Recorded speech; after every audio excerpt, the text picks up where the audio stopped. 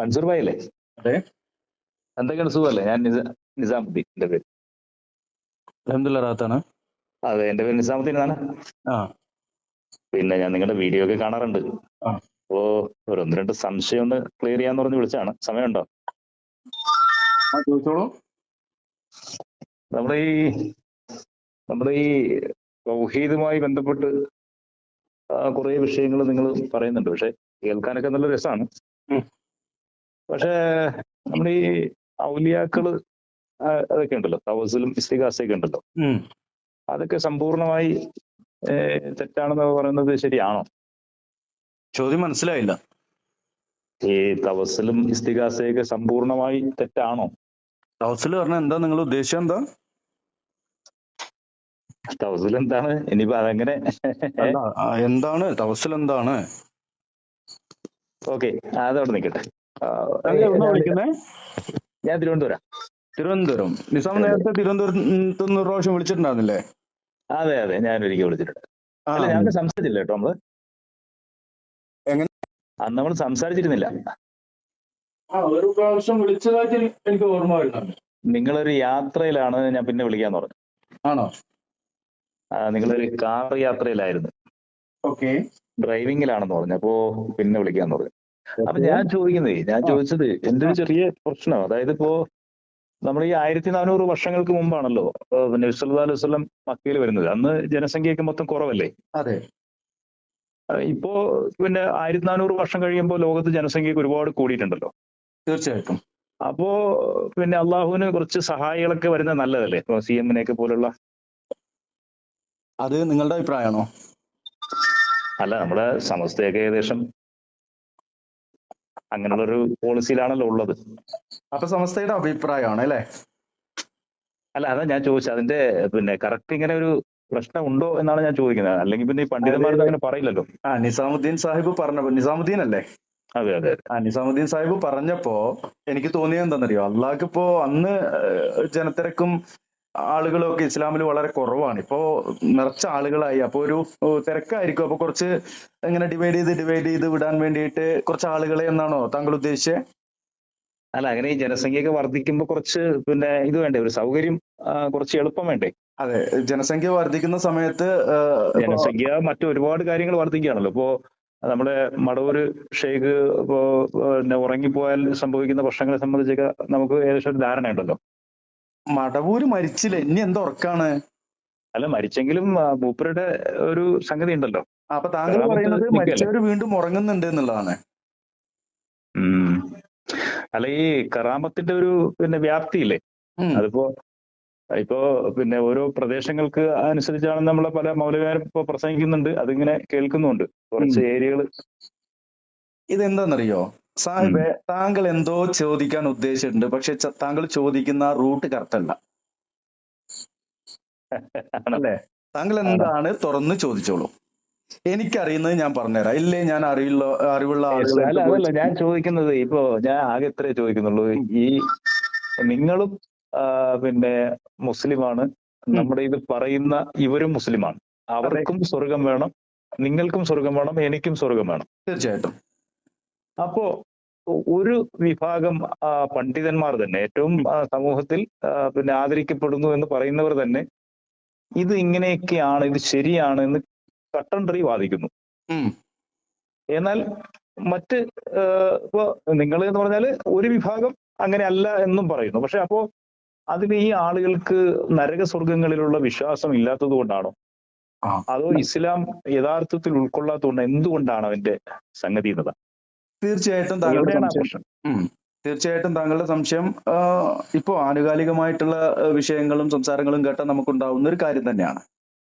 പക്ഷേ അതിനു മുമ്പേ നിസാമുദ്ദീൻ സാഹിബ്, എനിക്ക് നിങ്ങളുടെ അടുത്ത് ഇപ്പോ ഇഷ്ടമുണ്ട്. ആ ഇഷ്ടം കളയരുത്. കാര്യം നമ്മൾ എന്തെങ്കിലും ഇപ്പൊ നിങ്ങൾ ചോദിക്കുന്നത് ഞാൻ കേൾക്കുന്നു, ഞാൻ പറയുന്നത് നിങ്ങളും കേൾക്കുക എന്നുള്ള ഒരു സാമാന്യ ആ ഒരു മര്യാദ നിങ്ങളും കാണിക്കണം. തീർച്ചയായിട്ടും ഞാൻ കേൾക്കുകയാണ് നിങ്ങൾ പറയണേ. ഓക്കെ. നിങ്ങളിവിടെ പറയുന്നത് ഇപ്പോ ഞാനും മുസ്ലിമാണ്, താങ്കളും മുസ്ലിമാണ് എന്നുള്ളതാണ് പറയുന്നത്. മൻ സൊല്ല സ്വലാത്തന മൻ അക്കല ലബിയത്തന എന്നൊക്കെ പറഞ്ഞുകൊണ്ട് അതിനൊരു മാനദണ്ഡമുണ്ട്. അതായത് മുസ്ലിം എന്ന് പറഞ്ഞാൽ ഇസ്ലാം കാര്യങ്ങൾ അനുസരിച്ച് ജീവിക്കുന്ന ആളുകളൊക്കെ മുസ്ലിങ്ങളാണ്. ഓക്കെ. എന്നാൽ പരിശുദ്ധ ഖുർആൻ പറയുന്നത് മുസ്ലിങ്ങൾ എല്ലാവരും മുഅ്മിനീങ്ങളല്ല എന്നാ. അതെ അതെ. അതായത് സൂറ ഹുജറാത്തിലാണെന്ന് തോന്നുന്നുണ്ട് ഒരു ആയത്തുണ്ട് ഇങ്ങനെ, കാലത്തുൽ അഹ്റാബു ആമന്ന കുല്ലം തുഅ്മിനൂൻ വലാക്കിൻ ഖൂലു അസ്ലംന.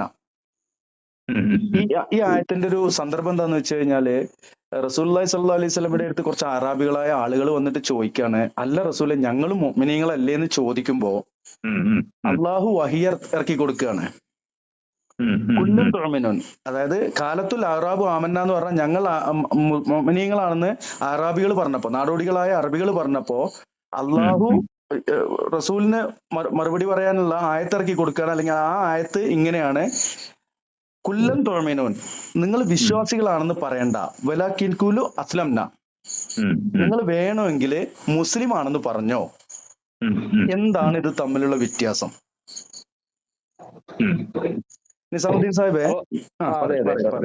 അതായത് ഒരാള് പിന്നെ മുഅ്മിനാകുന്നതിന് വ്യക്തമായൊരു മാനദണ്ഡമുണ്ട്. പക്ഷെ അവർക്ക് ഷഹാദത്ത് ഉണ്ടെങ്കിൽ മുസ്ലിം ആണെന്ന് പറയാം, അങ്ങനെയല്ലേ? പറയാം. ഇനി മറ്റൊന്ന്, റസൂലുള്ള മക്ക മണലാരണ്യത്തിൽ വന്നുകൊണ്ട് 40-ാമത്തെ വയസ്സ് മുതൽ തുടങ്ങിയതാണ് കൂലു ലാ ഇലാഹ ഇല്ലല്ലാഹ്, ഈ മക്ക നിവാസികളെ കൂലു ലാ ഇലാഹ ഇല്ലല്ലാഹ് എന്ന് പറയലേ. അപ്പോ അവിടെ രണ്ട് ചേരിയാവുകയാണ്, ഒന്ന് അവിശ്വാസികള് ഒന്ന് വിശ്വാസികള്. അപ്പൊ ഒന്ന് മുഅ്മിനീങ്ങള് ഒന്ന് വിശ്വാസമില്ലാത്തവര്.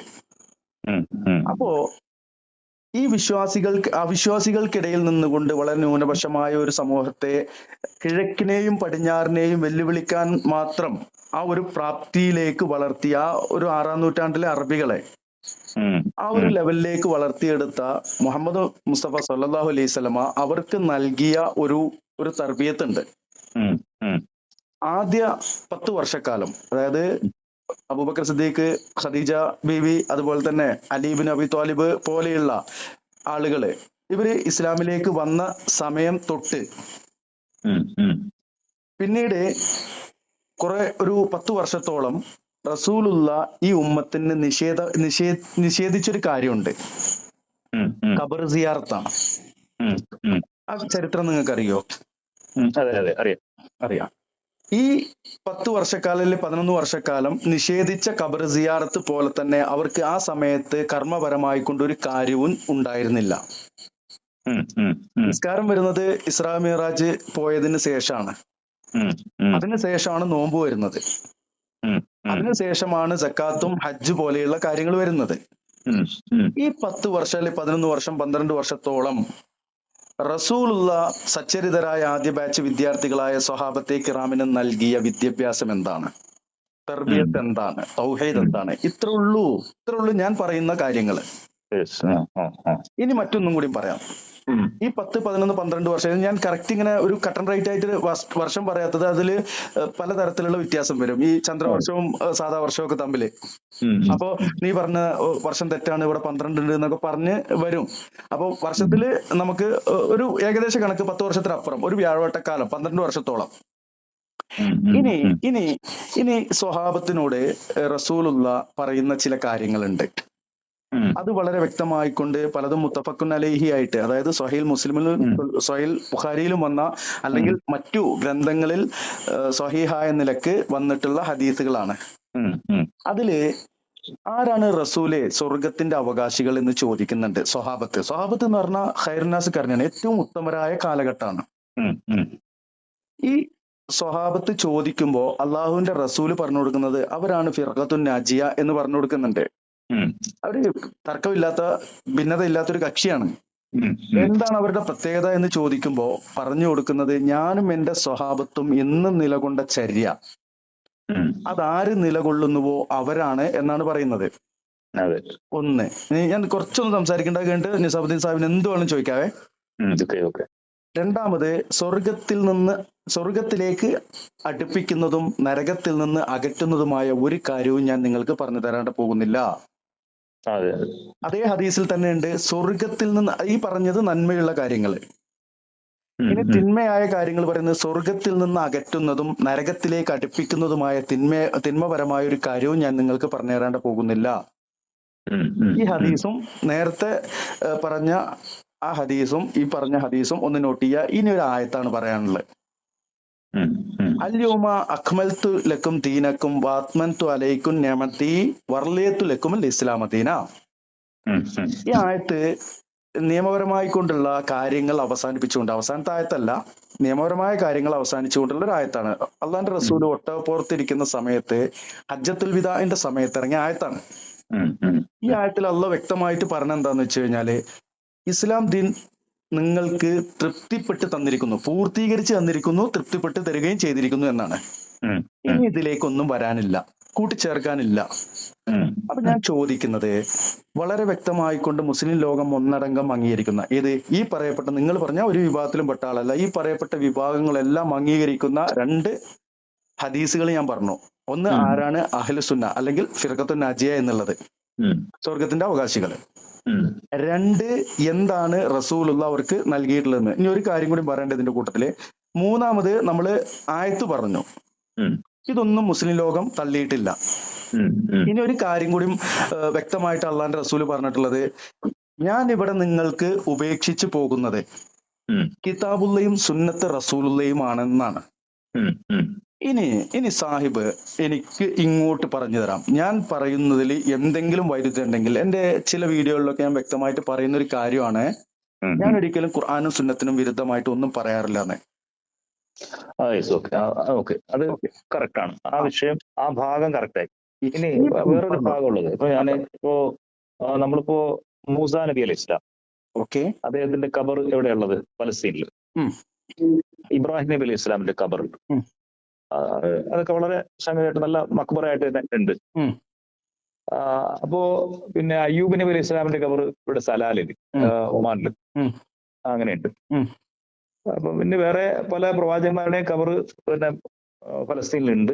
അപ്പൊ നിരവധി സക്കരിയ നബി അങ്ങനെ തുടങ്ങുന്ന പ്രവാചകന്മാരുടെ ഖബറുണ്ട്. അപ്പൊ ഇവരൊക്കെ പ്രവാചകൻ സല്ലല്ലാഹു അലൈഹി വസല്ലമയ്ക്ക് മുമ്പ് ഉണ്ടായിരുന്നതും 2000 മുതൽ 4000 വരെ വർഷങ്ങൾ പഴക്കമുള്ള പ്രവാചകന്മാരുമാണ്.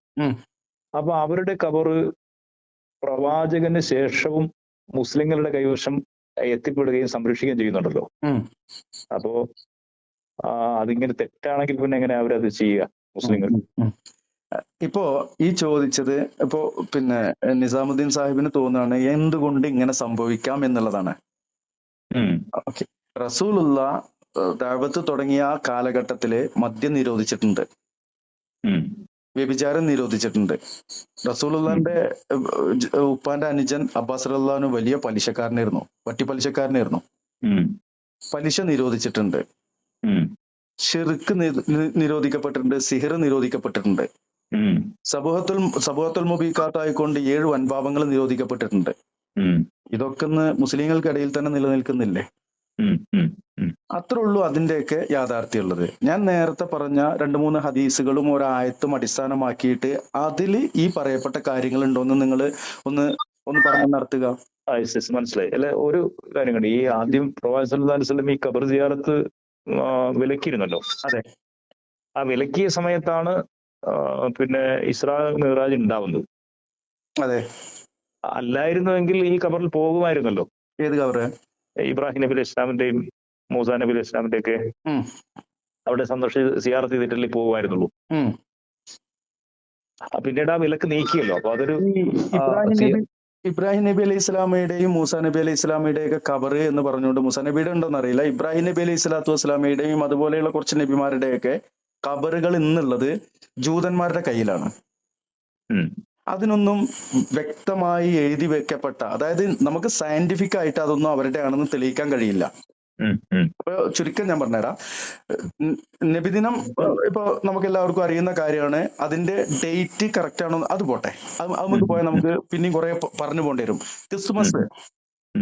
ക്രിസ്മസ് ക്രിസ്തുവിന്റെ, അതായത് ക്രൈസ്തവ സഹോദരങ്ങൾ വിശ്വസിക്കുന്ന ആ ഒരു വ്യത്യാസമുണ്ട്. ആ ഒരു ദിവസം, അത് പലർക്കും വ്യത്യാസമുണ്ട്. അത്രേ ഉള്ളൂ അതിന്റെയൊക്കെ അടിസ്ഥാനം. ഇന്ന് ലോകാടിസ്ഥാനത്തിൽ ഏറ്റവും കൂടുതൽ വിശ്വാസികൾ ഉള്ളത് ക്രൈസ്തവരാണ്. അത് പല വിഭാഗങ്ങളുണ്ടെങ്കിൽ പോലും അവരെല്ലാം ഏകോപിച്ചുകൊണ്ട് ഡിസംബർ 25 ക്രിസ്മസ് ആയിട്ട് ആഘോഷിക്കുന്നത്. പക്ഷെ യേശു എന്ന് അവരുടെ വേദഗ്രന്ഥങ്ങളിലോ അവരുടെ ചരിത്രങ്ങളിലോ നോക്കിയാല് യേശു ജനിച്ചത് ഈ ഡേറ്റുമായിട്ട് ഒരിക്കലും സാദൃശ്യപ്പെടുന്നില്ല. അപ്പൊ അവര് ഏകോപിച്ചുകൊണ്ടൊരു ഡേറ്റ് എടുത്തു. അതെ. അതുപോലെ തന്നെ ഈ ഖബറുകളുടെ കാര്യം, അതിന് ഉദാഹരണത്തിന് നിങ്ങൾ തമിഴ്നാട് ഏതെങ്കിലും ജാറങ്ങളിൽ പോയിട്ടുണ്ടോ? ഞാനിങ്ങനെ സഞ്ചരിക്കുമ്പോഴൊക്കെ കണ്ടിട്ടുണ്ട്. ഓക്കെ, മുത്തുപേട്ട എന്ന് പറയുന്ന ഒരു സ്ഥലമുണ്ട്. ഉം, അവിടെ 18 അടി നീളമുള്ളൊരു ഖബറുണ്ട്.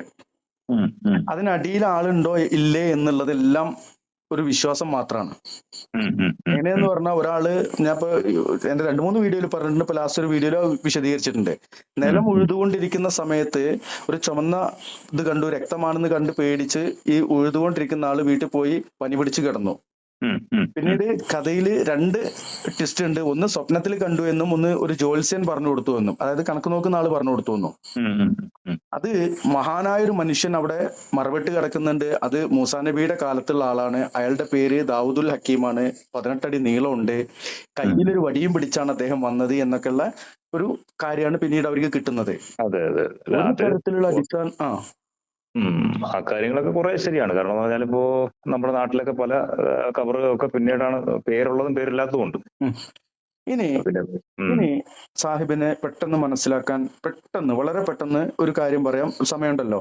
ഉം, ഉം, ഇതിന്റെയൊക്കെ അടിസ്ഥാനം എന്താണെന്ന് ചോദിച്ചു കഴിഞ്ഞാൽ, ലോകത്തെ ഏറ്റവും വലിയ ബുദ്ധിരാക്ഷസന്മാര് ജൂതന്മാരാണ്. ഉം, ഉം, അവരാണ് ഈ ഷിയായിസം ക്രിയേറ്റ് ചെയ്യുന്നത്.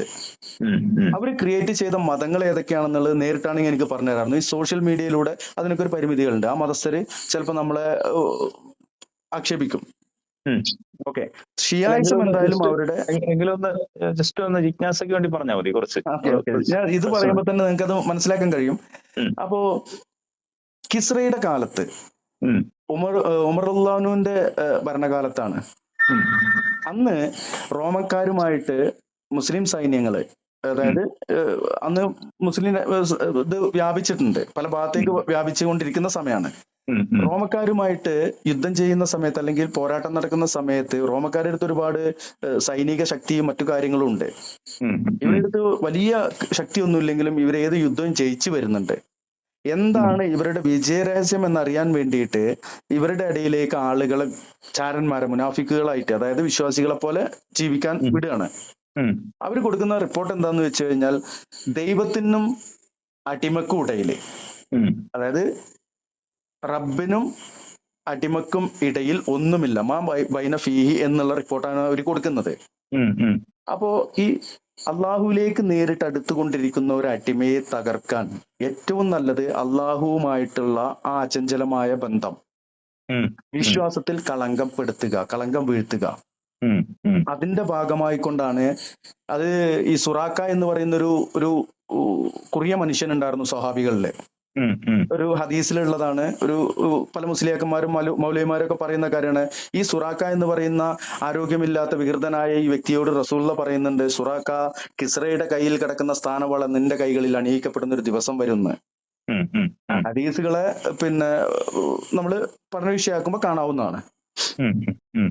ഈ ഉമർ അള്ളാഹുവിന്റെ കാലത്ത് പിന്നീട് ഈ കിസ്രയുടെ കയ്യിൽ കിടക്കുന്ന വള സുറാക്കയുടെ കൈകളിൽ അണിയിക്കപ്പെട്ടു എന്നുള്ളതാണ്. റസൂലുള്ളാഹി പറഞ്ഞിട്ടുണ്ട് എന്ന് പറഞ്ഞുകൊണ്ട് ഉമർ അള്ളാഹുവിന് അത് വള അണിയിച്ചു കൊടുത്തു എന്നുള്ള. പിന്നെ അങ്ങനെയാണ് ഈ കഥ പുറത്തു വരുന്നത്. ഉം, അതെ. ആ ചരിത്രം നടക്കുന്ന ആ സമയത്ത്, പിന്നീട് ആ സമയത്ത് തന്നെ കിസ്റ എന്ത് ചെയ്യുന്നുണ്ട്, അവര് ഒരു പ്രത്യേക ടീമിനെ ഫോം ചെയ്തുകൊണ്ട്, ഈ ഉമർ അള്ളാഹുവിനെ കൊല്ലുന്ന ഒരു മുനാഫിക്കാണ്. മെഹ്റാബിൽ നിസ്കരിച്ചുകൊണ്ടിരിക്കുമ്പോൾ പിന്നിൽ നിന്ന് കുത്തിയിട്ടാണ് മരണപ്പെടുന്നത്. അതെ. ഈ ഉമർ അള്ളാഹുവിന് തന്നെ ഒരു സമയത്ത് മിമ്പറിൽ ഖുത്ബ പറഞ്ഞുകൊണ്ടിരിക്കുന്ന സമയത്ത് യാ സാരിയ ജബൽ ജബൽ എന്ന് പറഞ്ഞൊരു ചരിത്രം ഉസ്താമാര് പറയാറുണ്ട്. അതെ അതെ. യമനിൽ യുദ്ധം ചെയ്തുകൊണ്ടിരിക്കുമ്പോൾ എന്ന സാരിയ ഈ പറയല് കേട്ടു എന്നുള്ളതാ. അതെ. അതൊരു കറാമത്തായിക്കൊണ്ട് നമുക്ക് പറഞ്ഞു തരാറുണ്ട്. അതെ. എന്നാൽ സുബഹി നിസ്കരിച്ചുകൊണ്ടിരിക്കുന്ന ഉമർ അള്ളാഹുവിനെ പിന്നിൽ നിന്ന് കുത്തുമ്പോ അത് കുത്തുന്നത് അറിയാനുള്ള കഴിവ് ഉമർ അള്ളാഹുവിന് ഉണ്ടായില്ല എന്നുള്ളതാ. ഈ യാസാരിയ എന്ന് പറഞ്ഞത് അള്ളാഹുവിന്റെ കൈക്ക് നടക്കുന്ന ഒരു ആദരവാണ്. അത് എല്ലായ്പ്പോഴും നമുക്ക് ഈ പറയപ്പെട്ട ഔലിയാക്കൾക്ക്, അള്ളാഹുവിന്റെ ഔലിയാക്കളിൽപ്പെട്ട ആളാണ് ഈ അബൂ സിദ്ദീഖ് റളിയല്ലാഹു, ഉമർ റളിയല്ലാഹു, ഉസ്മാൻ റളിയല്ലാഹു ഒക്കെ. അവര് ഇച്ഛിക്കുന്ന, അവർക്ക് തോന്നുന്ന സമയത്തൊന്നും അങ്ങനെ ആ ഒരു ആദരവും കറാമത്തും ഉണ്ടാവില്ല എന്നുള്ളതിന്റെ തെളിവും കൂടിയാണ് ആ പറഞ്ഞത്. അങ്ങനെ ഉമർ റളിയല്ലാഹുവിനെ കൊല ചെയ്യുന്ന മുനാഫിക്കായിട്ടുള്ള ജൂതനായിട്ടുള്ള ഒരാളാണ്. അല്ലെങ്കിൽ ആ. ഷിയ വിഭാഗത്തിൽ നിന്നുള്ള ആളാണ്. ഉം, ഈ ഉം. ഈ പറയപ്പെട്ട, ഞാൻ കുറെ പറയുന്നു തോന്നുന്നുണ്ട്, ഇല്ല, ഇല്ല. ബോറടിക്കുന്നുണ്ട്, ക്ഷമിക്കണം. ഇല്ല. അന്ന് അവര് കണ്ടെത്തിയ ഒരു കാര്യമാണ് അടിമക്കും ഉടമക്കും ഇടയിൽ ഒരു മറയിടുക എന്നുള്ളത്. ഉം, ഉം. എന്ന് സാഹിബെ, നിങ്ങള് ഇരുന്ന് ഒരു ദിവസം നിങ്ങൾ തഹജ്ജുദ് നിസ്കരിക്കുന്ന ആളാണ് എങ്കിൽ നിങ്ങൾ തഹജ്ജുദ് നിസ്കരിച്ചിട്ട് അള്ളഹാനോട് ചോദിച്ചു നോക്ക്. ഉം, നിങ്ങൾക്ക് ഉം. അതിനുള്ള കാര്യങ്ങൾ മുന്നിക്ക് വരിക തന്നെ ചെയ്യും. കാര്യം ഈ സൂഫി ത്വരീഖത്തിലൂടെയാണ് പിന്നീട് ഈ പറയപ്പെട്ട അടിമക്കും ഉടമക്കും ഇടയിലേക്ക് മയ്യത്തുകൾ ഇറങ്ങൽ തുടങ്ങിയത്. ഉം, ഉം, ഉം. സൂഫി ത്വരീഖത്ത് എന്നതുകൊണ്ട് ഉദ്ദേശിക്കുന്നത് അതൊരു സിൽസിലയായിട്ടൊക്കെ അവര് മശായിഖിനെ പിന്തുടരുക, നമ്മളുടെ ആവശ്യങ്ങളൊക്കെ മശായിഖിനോട് പറയുക. ഇതാണ് സൂഫി ത്വരീഖത്ത്. ഉം, ഇത് ഉം. ഷിയ പ്രൊഡക്റ്റ് ആണ്. ഉം, ഉം. പിന്നെ ഈ ഖബർ ആരാധന എന്നുള്ളതും ഇത് വ്യവസായം മറ്റുള്ള കാര്യങ്ങളും ഒക്കെ അത് ജൂതന്മാര് ഷിയാക്കൾക്ക് പഠിപ്പിച്ചു. ഷിയാക്കളിൽ നിന്നാണ് പിന്നീട് ഈ മുസ്ലിം ഉമ്മത്തിലേക്ക് ഇത് വരുന്നത്, അല്ലെങ്കിൽ ഉം, അഹ്ലു ഉം. സുന്നയിലേക്ക് വരുന്നത്. ഉം. ഇനി നമ്മുടെ നാട്ടിലുള്ള ഈ ആളുകള് കൊണ്ട് നടക്കുന്നത് ഷിയായിസം മാത്രമല്ല, ഉം. ഉത്തരേന്ത്യയിലുള്ള ബറേൽവികളുടെ വിശ്വാസവും കൂടി കടമെടുത്തിട്ടുണ്ട്. ഉം, ഉം. മറ്റു ഇതര മത വിശ്വാസങ്ങളുടെ, അതായത് അത് മെല്ലെ മെല്ലെ ചാണിന് ചാണായിട്ട് ഇങ്ങനെ പിന്തുടർന്നുകൊണ്ടിരിക്കുന്നുണ്ട്. എഴുത്തിനിരുത്താണെങ്കിലും വീടിന് കുറ്റിയടിയാണെങ്കിലും വീട്ടില് ഹൗസ് വാമിങ്ങിന് പാല് കാച്ചുമ്പോൾ അത് തിളച്ച് എന്താണ് വാസ്തുവിനെ സംതൃപ്തപ്പെടുത്തലാണെങ്കിലും, അതുപോലെ ജന്മദിനാഘോഷമായ ക്രിസ്മസിനോട് സാമ്യപ്പെടുത്തിക്കൊണ്ടുള്ള നബിദിനാഘോഷമായാലും അതൊക്കെ മറ്റുള്ളവർ ചെയ്യുന്ന കാര്യം ഞാനൊരു കാര്യം പറയട്ടെ, ഇതൊരു അതായത് മറ്റു മതങ്ങളെ പോലെ ഒരു മതമാണ് എന്ന് ഇവര് തെറ്റിദ്ധരിച്ചിരിക്കുകയാണ്. ഉം, ഇതൊരു ഉം. സമ്പൂർണ്ണ ജീവിത പദ്ധതിയാണ്. ഉം, ഉം, ഉം. ഇതില് ഞാൻ പറഞ്ഞതിൽ എന്തെങ്കിലും, ഞാൻ ഇങ്ങനെ പറയുമ്പോ അല്ല, പിന്നെ അതില് ഒരു കാര്യം ശ്രദ്ധ വന്നത്, ഈ അറബിക് ജ്യോതിഷം ആ യഥാർത്ഥത്തിൽ ഈ ഇസ്ലാമില് അത് ഉള്ള ചാൻസ് ഇല്ലല്ലോ. അറബിക് ജ്യോതിഷത്തിന്റെ അടുത്ത് പോയി കഴിഞ്ഞാൽ 40 ദിവസത്തെ വിഭാഗത്തുകൾ നമ്മളെ അല്ല, ഇപ്പൊ നമ്മള് ബോർഡുകൾ കാണുന്നുണ്ട് ഇങ്ങനെ യാത്ര ചെയ്യുമ്പോഴൊക്കെ, അറബിക് ജ്യോതിഷം. അങ്ങനെ സംഭവമില്ല. പിന്നെ ഇവരുടെ കലണ്ടറിലൊക്കെ നഹ്സ് എന്ന് പറഞ്ഞിട്ടൊരു സാധനം കാണുന്നുണ്ട്. അത് ഇസ്നാശരികളുടെ വിശ്വാസമാണത്, ഈ നഹ്സും അല്ലെ? അത് ഷിയാക്കളുടെ ആണ്. അങ്ങനെ നമ്മള് ദറസിലും ക്ലാസ് തുടങ്ങാനൊക്കെ മൊത്തം നഹ്സ് നോക്കിയിട്ട്, നഹ്സിന്റെ സമയത്ത് ബുധനാഴ്ചയാണ് നല്ലതെന്ന് പറഞ്ഞിട്ടൊരു സാധനം ഉണ്ട് ഇല്ലേ ദറസിലൊക്കെ നമ്മളെ ദിവസങ്ങളില് പ്രത്യേക ഉള്ളത് ജുമാ ദിവസമാണ്, യൗമുൽ ജുമഅയാണ്. പിന്നെ ഒരു ദിവസത്തിന് പ്രത്യേകത എന്ന് പറയുന്നത് ഈ വ്യാഴവും അതുപോലെ തിങ്കളും പറയുന്നുണ്ട്. അതിന് ഓരോ കാരണങ്ങള് നബി പറഞ്ഞിട്ടുണ്ട്. വേറൊരു ദിവസം മോശമെന്ന് എവിടെയും പറഞ്ഞിട്ടില്ല. ഇവര് സുബഹി നിസ്കരിക്കാത്തൊരു ദിവസവും തുടങ്ങണില്ല. അപ്പോ ആ ദിവസങ്ങളിൽ ഒന്നിനേക്കാൾ മോശമല്ല, പക്ഷെ ശ്രേഷ്ഠപ്പെട്ട ദിവസങ്ങൾ എന്ന് പറഞ്ഞുകൊണ്ട് വെള്ളിയാഴ്ച എന്താണ് യൗമുൽ ജുമഅയാണ്, ദിവസങ്ങൾ. അതെ. പിന്നെ തിങ്കളാഴ്ചയാണ് നബി ജനിക്കപ്പെട്ടത്, അതുകൊണ്ട് തിങ്കളാഴ്ച നോമ്പെടുക്കാൻ പറഞ്ഞിട്ടുണ്ട്, സുന്നത്താണ്. നമ്മുടെ നന്മകൾ ഉയർത്തുന്ന ദിവസം വ്യാഴാഴ്ചയാണ്, അതുകൊണ്ട് വ്യാഴാഴ്ച നോമ്പെടുക്കാൻ പറഞ്ഞിട്ടുണ്ട്. ഇത് മറ്റുള്ളത് ഇതിനേക്കാൾ മോശമെന്ന് എവിടെയും പറഞ്ഞിട്ടില്ല. ചൊവ്വയ്ക്ക് ഒരു ചൊവ്വില്ലായ്മയില്ല. അതെ, ഞാനിതില് എനിക്കൊരു ആശയക്കുഴപ്പം ആകെ ഉള്ളത്, ഇവരൊക്കെ ഈ പണ്ഡിതന്മാരൊക്കെ നമ്മളെ പഠിപ്പിച്ചവരും നമുക്ക് ഇമാമത്ത് നിൽക്കുന്നവരും നമ്മുടെ സമൂഹത്തിൽ ഉത്ബോധിപ്പിക്കുന്നവരുമാണല്ലോ. അതെ. അപ്പൊ അവര് സമ്പൂർണ്ണ നാശത്തിലാണോ എന്നൊരു വല്ലാത്ത ആശങ്കയുണ്ട്. താങ്കൾ എന്ത് ജോലിയാ ചെയ്യുന്നത്? ഞാൻ ഗൾഫിലൊക്കെ ആയിരുന്നു. എന്താ ജോലി ചെയ്തിരുന്നത്? എന്ത് ജോലിയാ ചെയ്തിരുന്നത്? ഞാൻ ഗൾഫിലൊരു കമ്പനി ഉണ്ടായിരുന്നു, ഒരു കട ഉണ്ടായിരുന്നു, മറ്റു കാര്യങ്ങളൊക്കെ ഉണ്ടായിരുന്നു. കടയിൽ എന്താ? ഒരു മാധ്യമ മേഖലയിൽ ഉണ്ടായിരുന്നു. കടയിൽ എന്തായിരുന്നു സെയിൽ? എന്താ? നമ്മള് ബക്കാലയായിരുന്നു. ബക്കാലയിൽ നിങ്ങൾക്ക് അറിഞ്ഞുകൊണ്ട് തന്നെ നിങ്ങൾ തിജാരി സാധനം സെയിൽ ചെയ്തിട്ടുണ്ടായിരുന്നോ? ചൈനീസ് സാധനം ഉണ്ടാവുമല്ലോ. ചൈനീസ് സാധനം ഉണ്ടാവും. ചൈനയാണ് എന്ന് പറഞ്ഞുകൊണ്ട് അതല്ല, നമ്മളടുത്ത് ഒരാൾ വന്ന് ചോദിക്കുന്ന സമയത്ത് ഇപ്പോ നമ്മള് തകിലിയും മനസ്സിലായി. അപ്പൊ നമുക്ക് സ്വാഭാവികമായിട്ട് അതിന് ആവശ്യക്കാരുണ്ടല്ലോ. ആവശ്യക്കാരുണ്ട്. അത് കൂടുതലും ഈ സ്റ്റോറുകളിൽ വരുന്നപ്പോ ടോയ്സ് ഐറ്റംസ് മുഴുവനും ചൈനീസ് ആണ്. അതെ. അതിന്റെ ഫസ്റ്റ് സാധനം എന്ന് പറയുന്നത് നല്ല വിലയുള്ള സാധനം. പക്ഷെ അതിന്റെ ഏറ്റവും ലോക്കൽ എന്ന് പറഞ്ഞാൽ കുറഞ്ഞ വിലക്ക്. ആ അത് നമ്മുടെ നാട്ടിൽ മൊത്തത്തിൽ ഉള്ളതാണല്ലോ. ചൈനീസ് മൊത്തത്തിൽ ഇപ്പൊ ഒരു ബാസ്ക്കറ്റ് എടുത്താൽ ഇപ്പോ നല്ല കമ്പനിയുടെ ക്വാളിറ്റിയുള്ള സാധനത്തിന് നമ്മൾ 500 രൂപ കൊടുക്കേണ്ടത് ആ മറ്റേ സാധനത്തിന് നമുക്ക് 150 രൂപ കിട്ടും. കിട്ടും. അത് അറിഞ്ഞുകൊണ്ട് വാങ്ങുന്നവരുണ്ട്, അറിയാതെ വാങ്ങുന്നവരുണ്ട്. ഉം, ഉം, ഉം. ഇനി ഇനി ഇനി ഇനി അതില് രണ്ട് പ്രശ്നമുണ്ട്. ആ. രണ്ട് പ്രശ്നമുണ്ട്. ആ. വില കൂടിയത് ആരും വാങ്ങൂല. ആ. ഈ ലോക്കൽ സാധാരണക്കാർ വാങ്ങൂല. ആ. ഒരു മിഡിൽ ക്ലാസ് മാത്രമേ പിന്നെ ക്വാളിറ്റി സാധനത്തിലേക്ക് പോവുള്ളൂ. അതെ. ഇനി നിസാം സാഹിബേ, ഉം. ഇത് അറിഞ്ഞുകൊണ്ട് വലിയ ഒറിജിനലിന്റെ വിലക്ക് വിൽക്കുന്ന ഇഷ്ടംപോലെ ആളുകളുണ്ട്.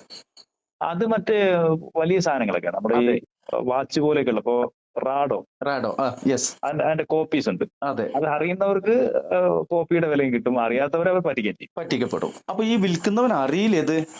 അവൻ 5 വക്ത് നിസ്കരിക്കുന്ന ഒരാളാണെങ്കിൽ അവൻ അറിയാം, ഞാൻ ഈ വിൽക്കുന്നത് കള്ളത്തരാണ്, എന്നെ നാളെ അല്ല പിടിക്കുന്നുള്ളത് അറിയാം. ഇത്ര ഉള്ളത്. അതായത് നമ്മളൊരു ജോലി തെരഞ്ഞെടുത്തു കഴിഞ്ഞാൽ ആ ജോലിയോട് ആത്മാർത്ഥത പുലർത്തുക, സിൻസിയർ ആയിട്ട് ജോലി ചെയ്യുക എന്നുള്ളത് മാത്രമേ ഉള്ളൂ. അതിനപ്പുറം നിങ്ങൾ ഇതിലൊന്നും കാണണ്ട. അതിന് ഞാൻ ചെറിയൊരു ഉദാഹരണം നിങ്ങൾക്ക് പറഞ്ഞുതരാം. നിങ്ങൾ ഫസ്റ്റ് തുടക്കത്തില് നമ്മുടെ സംസാരം തുടങ്ങുന്ന സമയത്ത് തവസ്സുൽ ഇസ്തിഗാസ എന്ന് പറഞ്ഞുകൊണ്ടുള്ള സംഭവം പറഞ്ഞിട്ടാ തുടങ്ങിയത്. അള്ളാഹു അല്ലാത്ത ആളുകളെ ഇവർ ഇസ്തിഗാസ എന്ന പേരിട്ട് വിളിച്ച് പ്രാർത്ഥിക്കുന്നുണ്ട്. ഞാൻ അത് തന്നെയാണ് ചോദിച്ചത്. അതെ, ആ ഒരു കാര്യം നിങ്ങൾ പറഞ്ഞിട്ട് ഇപ്പോ പരിചയപ്പെടുത്തുന്നത് നമ്മളെ മുന്നിലൊക്കെ പഠനമായി വരുന്നത് അങ്ങനെയാണ്. ഓക്കെ, അതെങ്ങനെയാണ് കോട്ടിമാട്ടുന്നതെന്ന് ഞാൻ പറയാം. അതിനു മുമ്പ് താങ്കൾ എത്ര മദ്രസയിൽ പോയിട്ടില്ലേ? ഞാൻ 7ാം ക്ലാസ് വരെ വിട്ടു. 7 മതി.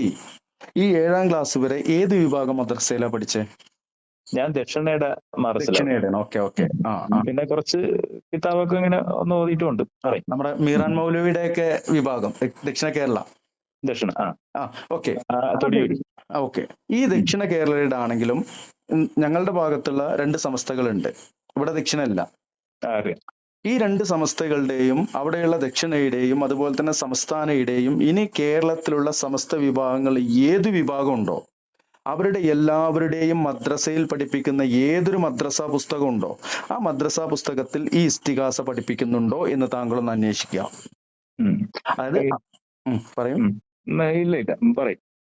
ഞാന് സമസ്ത മദ്രസയിൽ പഠിച്ച ആളാണ്. എന്നെ പഠിപ്പിച്ചിട്ടുള്ളത് ഹക്ക് ജാ ബർക്കത്തോണ്ടൊക്കെ നേർക്ക് നേരെ തേടൽ പഠിപ്പിച്ചിട്ടുണ്ടായിരുന്നില്ല. അത് വന്ന സാഹചര്യം ദർസിലേക്ക് എത്തുമ്പോഴല്ലേ ആ പഠനമൊക്കെ വരണേ? ഇല്ല, അവരുടെ ഒരു ഗ്രന്ഥത്തിലും ഈ ഇസ്തിഗാസ പറയുന്നില്ല. അതായത് ഉസ്താദുമാര് പറഞ്ഞു തരുന്നുണ്ടല്ലോ. ഉസ്താദുമാര് പറഞ്ഞു തരുന്നുണ്ട്.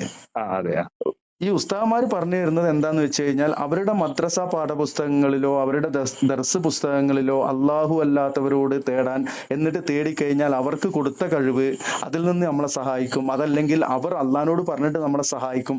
ഇങ്ങനെ ഒരു സംഭവം അവരെവിടെയും പഠിപ്പിക്കുന്നില്ല. മദ്രസയിൽ പഠിപ്പിക്കാൻ പറ്റാത്തൊരു വിഷയമാണ് അവര് ഈ കട്ടൻ കാപ്പി വയലുകൾ വെച്ചുകൊണ്ട് വയലിൽ സ്റ്റേജ് കെട്ടിയിട്ട് മൈക്കയും വെച്ചിട്ട് ഈ ആളുകളെ പറഞ്ഞ് പഠിപ്പിച്ചുകൊണ്ടിരിക്കുന്നത്. ഒന്ന്, ഈ ഇസ്തിഗാസ എന്ന് പറയുന്ന സാധനം, ഇസ്തിഗാസ എന്നുള്ളത് പരിശുദ്ധ ഖുർആനിൽ പഠിപ്പിച്ചു തന്നിട്ടുള്ളത് ഇപ്പൊ ഈ ബദറില് അള്ളാഹുവിന്റെ ഹബീബ് സല്ലല്ലാഹു അലൈഹി വസല്ലമയും 300 ചില്ലാനം ആളുകളും യുദ്ധത്തിന് നിൽക്കുന്ന സമയത്ത് രാത്രി, അത് ബദറിന്റെ തലേ ദിവസം രാത്രി അള്ളാന്റെ റസൂൽ 2 കൈകളും ഉയർത്തിയിട്ട് അള്ളാഹുവിനോട് പ്രാർത്ഥിക്കുന്നുണ്ട്. അള്ളാഹുവെ ഈ സംഘത്തെ പരാജയപ്പെടുത്തിയാൽ ഇനി നിന്റെ നാമം ഉച്ചരിക്കാൻ ആരില്ല എന്നൊക്കെ പറഞ്ഞിട്ടാണ് ആ പ്രാർത്ഥന ഹദീസുകളിലുണ്ട്. പിന്നെ അബൂബക്കർ സിദ്ദീഖ് റളിയല്ലാഹു അൻഹു വന്നുകൊണ്ട് തോളിൽ തൊട്ട് നിർത്തുന്നുണ്ട്, നിങ്ങളുടെ റബ്ബ് നിങ്ങളെ പരാജയപ്പെടുത്തൂല എന്നൊക്കെ പറഞ്ഞിട്ട്. ഇതിന് പരിശുദ്ധ ഖുർആനിലെ അള്ളാഹു ഒരു മറുപടി നൽകുന്നുണ്ട്. നിങ്ങൾ ഇസ്തിഗാസ ചെയ്തതിന് ബദലായിക്കൊണ്ട് ഞാൻ നിങ്ങൾക്ക് തുടരെ 1000 മലക്കുകളെ ഇറക്കിക്കൊണ്ട് സഹായിച്ചു, മഴ വർഷിപ്പിച്ചുകൊണ്ട് സഹായിച്ചിട്ടുണ്ടല്ല.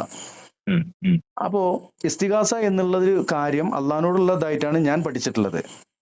ഇനി ഇവരുടെ ഇസ്തിഗാസ എന്താന്ന് വെച്ച് കഴിഞ്ഞാൽ നിങ്ങൾ ഇതിനോടൊപ്പം പറഞ്ഞൊരു തവസ്സുല് പറഞ്ഞിട്ടൊരു കാര്യമുണ്ട്.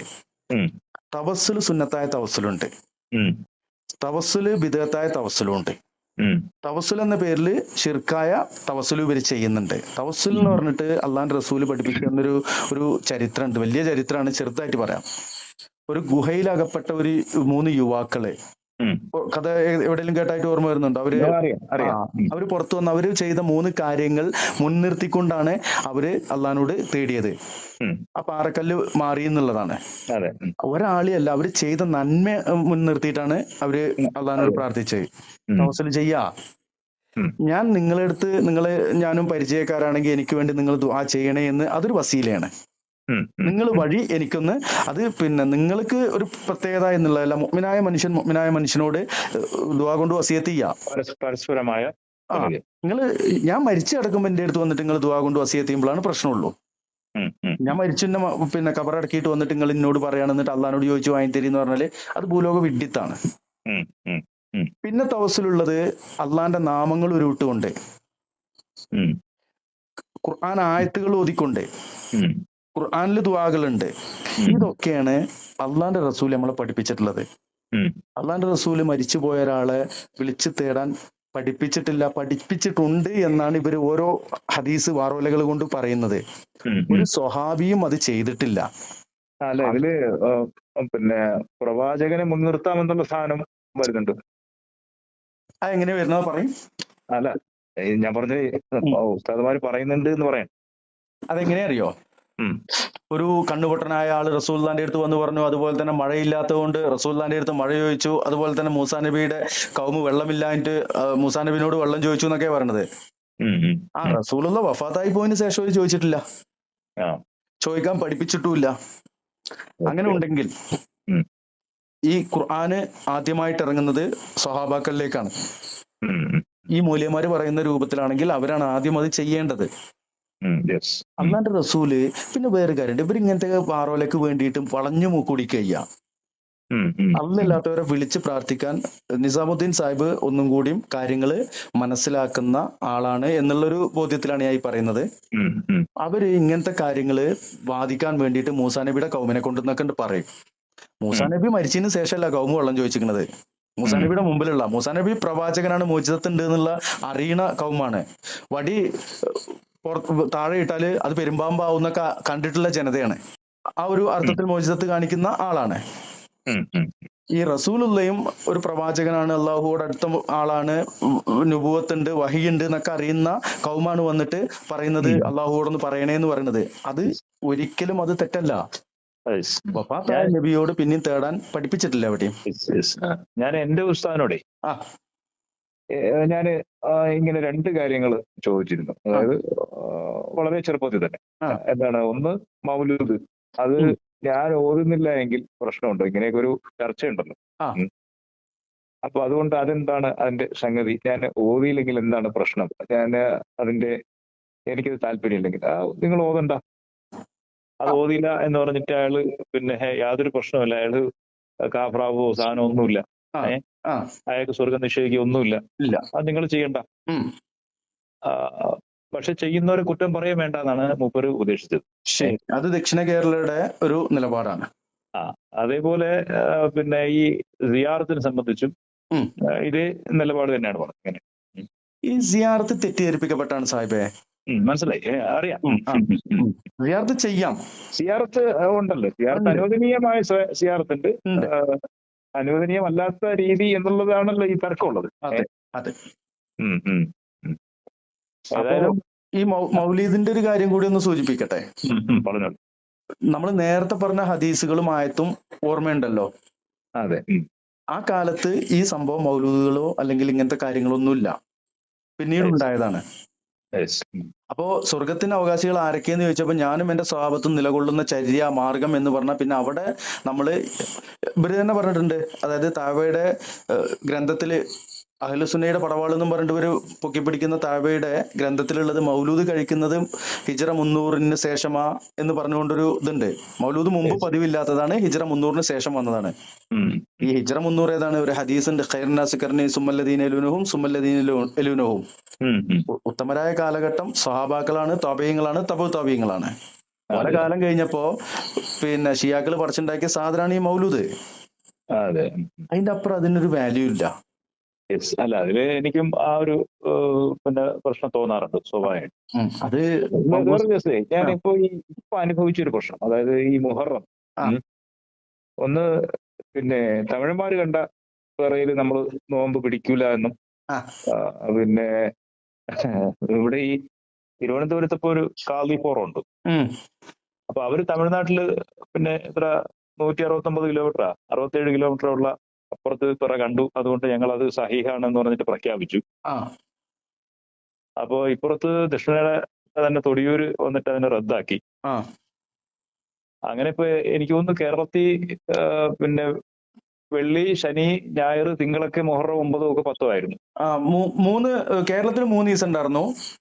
കേരളത്തിന് പുറത്തെവിടെ തിങ്കളാഴ്ചയും കൂടി വന്ന് 4-ാമത്തേത് ഒരു ഇതും കൂടി വന്നിട്ടുണ്ട്. പിന്നെ എനിക്ക് തോന്നുന്നു ഗൾഫിലൊക്കെ അത് വെള്ളിയോ വ്യാഴമോ ഒക്കെ ആയിരുന്നു. അപ്പൊ ഇതൊരു വലിയ കൺഫ്യൂഷൻ. കാരണം ഈ എന്താണ് ഈ സംഗതി എന്നുള്ളതേ. ഞാൻ അതിന്റെ ഒരു കണക്ക് നേരെ പറഞ്ഞുതരാം. ലോകത്ത് ഈ വർഷത്തെ മുഹറം 10 ഒരു വില നിലവാരം പോലെ പറയാം നമ്മള്. ഗൾഫ് നാടുകളിൽ ശനിയാഴ്ച, അമേരിക്കയിൽ ശനിയാഴ്ച, സ്ലോവാക്യയിൽ ശനിയാഴ്ച, UK ശനിയാഴ്ച, കർണാടക ഞായറാഴ്ച, തമിഴ്നാട് ഞായറാഴ്ച, കേരളത്തിലെ ശനി, ഞായർ, തിങ്കൾ. പിന്നെ ഒമാന് ശനിയാഴ്ച, ഇറാഖ് ശനിയാഴ്ച, മലേഷ്യ ശനിയാഴ്ച, ഇറാൻ ശനിയാഴ്ച, ഇന്തോനേഷ്യ ശനിയാഴ്ച. ഏറ്റവും കൂടുതൽ മുസ്ലിങ്ങളുള്ളത് ഇന്തോനേഷ്യയിലാണ്. ഈ കണക്കിൽ നമുക്ക് മനസ്സിലായത് ലോകാടിസ്ഥാനത്തിൽ എല്ലാവരും വെള്ളി 9-ഉം ശനി 10-ഉമാണ് സ്വീകരിച്ചിട്ടുള്ളത്. അതാണ് സൗദി അറേബ്യയിൽ വന്നിട്ടുള്ള. അത് കൂടാതെ എനിക്കത് കോട്ടയത്തും വെള്ളി ശനിയാണെന്ന് അവർ പ്രഖ്യാപിച്ചു. ഞാൻ ഈ നോമ്പെടുത്തത് വെള്ളി ശനിയാണ്. കോട്ടയത്ത് അവിടുത്തെ പിന്നെ ഇമാമിങ്ങളൊക്കെ ചേർന്ന് നിന്നിട്ട് അവര് വെള്ളിയും ശനിയും കൂടെ സെറ്റ് ചെയ്തു. വെള്ളിയും ശനിയും ഇതിലേ മനസ്സിലാക്കേണ്ട ഒരു കാര്യമുള്ളത്, ഈ ഖുർആനിലൊരു ആയത്തുണ്ട്, വഹ്തസിമു ബിഅബ്ദില്ലാഹി ജമീഅ വലാ തഫറഖു എന്നാണ് ആ ആയത്ത്. ആയത്തിൽ പറയുന്നത് ഇതാണ്: നിങ്ങള് പല കക്ഷികളായിട്ട് ഭിന്നിച്ചു പോകരുത്, അള്ളാഹുവിന്റെ ഹബില്, അള്ളാഹുവിന്റെ പാശത്തിൽ നിങ്ങൾ മുറുകെ പിടിക്കണം എന്നാണ് പറയുന്നത്. അവർക്കാണ് അള്ളാഹിന്റെ സഹായം എന്നാ പറയണത്. ഇവർ എങ്ങനെയൊക്കെ തമ്മിൽ ഭിന്നിക്കാം എന്നുള്ളതാണ് റിസർച്ച് ചെയ്തുകൊണ്ട് കിടക്കുന്നത്. ഇതും വളരെ വേദനയാക്കിയ ഒരു സാധനമാണ്, മനസ്സിലായത്. കാരണം പിന്നെ വേറൊരു ഒരു ഭാഗത്തൊരു ചർച്ച ശ്രദ്ധിച്ചു. നബി സല്ലല്ലാഹു അലൈഹി വസല്ലം ഈ മുഹറം 10-ന്റെ നോമ്പ് പിടിച്ചിട്ടില്ല. അപ്പൊ അതിന് സഹീഹായ സംഗതി ഇല്ല എന്നൊരു സംഗതി ഉണ്ട്. എന്താണ് അതിന്റെ ഒരു സംഗതി അറിയാമോ? ഇത് പിന്നെ പല ആളുകള്, അതായത് ഇസ്ലാമിലെ തന്നെ പുരോഗമനവാദികളായിട്ടുള്ള ചില ആളുകൾ ഇതിനെ നിഷേധിക്കുന്ന ആളുകളാണ് ആ ഒരു കഥ കൊണ്ടുവരുന്നത്. ഷിയാക്കള് മുഹറം 10 എന്നുള്ള ദിവസം കർബലയോട് അനുബന്ധമായിക്കൊണ്ട് അവര് മേല് തല്ലിപ്പൊളിച്ചുകൊണ്ടും വെട്ടിപ്പൊളിച്ചുകൊണ്ടുള്ള ആഘോഷം നടത്തുമ്പോൾ ഇസ്ലാമിക ലോകത്തേക്ക് അതിനെ നിഷ്പ്രഭമാക്കാൻ വേണ്ടിയിട്ട് കൊണ്ടുവന്നതാണ് മുആവിയയുടെ മകൻ യസീദ് ഒക്കെ പാടെ കൂടി കൊണ്ടുവന്നതാണ് ഈ മുഹറം 9, 10 എന്നുള്ളതൊക്കെ പറയാറുണ്ട്. അതിന് അവര് കൊണ്ടുവരുന്ന തെളിവ് എന്താന്ന് വെച്ച് കഴിഞ്ഞാൽ, റസൂലുള്ള മദീനത്തെത്തിയിട്ട് 10 വർഷത്തിലേറെ ജീവിച്ചിട്ട് അവസാനത്തെ വർഷം മാത്രമാണ് ജൂതന്മാർ ഇത് എടുക്കുന്നത് കണ്ട് എന്നുള്ളതാ. ഒന്ന്, ജൂതന്മാരുടെ ഇടയിൽ അങ്ങനെ ഒരു നോമ്പില്ല എന്നുള്ളതാ. പിന്നെ 3, റസൂലുള്ള 10-ന് നോമ്പെടുത്തു, 9-ന് ഞാൻ അടുത്ത വർഷം ഉണ്ടെങ്കിൽ എടുക്കും അവരോട് വിഭിന്നനാവാന് എന്ന് പറഞ്ഞു. എന്നാ റസൂലുള്ളാഹിക്ക് അങ്ങനെ പറയണോ? പിറ്റേ ദിവസം 11-ന് എടുത്തൂടെ എന്നുള്ളൊരു ചോദ്യം അവർ ചോദിക്കാറുണ്ട്. ഇതൊക്കെ നമ്മൾ ഈ ബുദ്ധി ഇല്ലാതെ ഇതൊന്നും മനസ്സിലാക്കാൻ കഴിയില്ല. പക്ഷെ മുഴുവൻ ബുദ്ധി ഉപയോഗിച്ചുകൊണ്ട് നമ്മൾ ചിന്തിക്കുമ്പോൾ കിട്ടുന്ന കുറെ കാര്യങ്ങളാണ്. ഇപ്പൊ പരിശുദ്ധ ഖുർആനിൽ കുറെ കാര്യങ്ങൾ അങ്ങനെ നമുക്ക് കാണാൻ കഴിയും. അതൊക്കെ ബുദ്ധി കൊണ്ട് ചിന്തിക്കാൻ ശ്രമിച്ചു കഴിഞ്ഞാല് അള്ളാഹ് എന്നുള്ള തന്നെ സയന്റിഫിക് ടെമ്പർ കൊണ്ടൊന്നും നമുക്ക് അളക്കാൻ കഴിയാത്തൊരു വിശ്വാസമാണ്. അതെ അല്ല, ഇസ്ലാമിന് ഞാൻ ഒരിക്കലും അങ്ങനെ കാണാറില്ല. അപ്പോ നമ്മൾ കാണുന്നത് അള്ളാഹു കൽപ്പിച്ച ഒരു കാര്യം പ്രവാചകൻ നമ്മളോട് ഉണർത്തി തന്നു. അതെ, അതിൽ ശാസ്ത്രത്തിന് തെറ്റോ ശരിയോ എന്നുള്ളത് അത് വേറൊരു സാധനമാണ്.